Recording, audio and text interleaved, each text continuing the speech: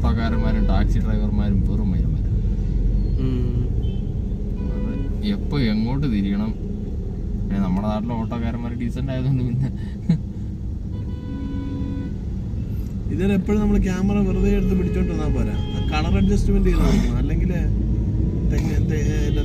തെങ്ങും പറമ്പൊക്കെ ആകാശം ഒരു കക്കൂസിന്റെയും വാട്ടർ ടാങ്കിന്റെ ഒക്കെ ഫോട്ടോ ഇടുന്ന ആകാശം ക്യാമറ ഇങ്ങനെ പിടിച്ച കളർ ഗ്രേഡിങ്.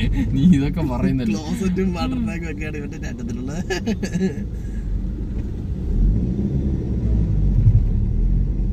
നീ അങ്ങനെ ആടിട്ട ആൾക്കാർ മേടിക്കാനുണ്ടോടാ?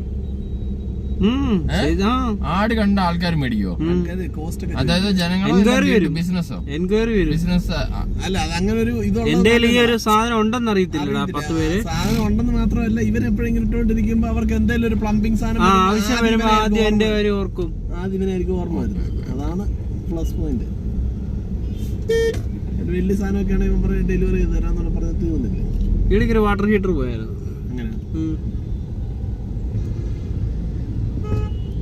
അങ്ങനെ എനിക്കൊരു ഇത് വേണടാ. ഇപ്പം വേണ്ട, കുറച്ചുകൂടെ എന്തോ മോട്ടർ നല്ലതാണ്.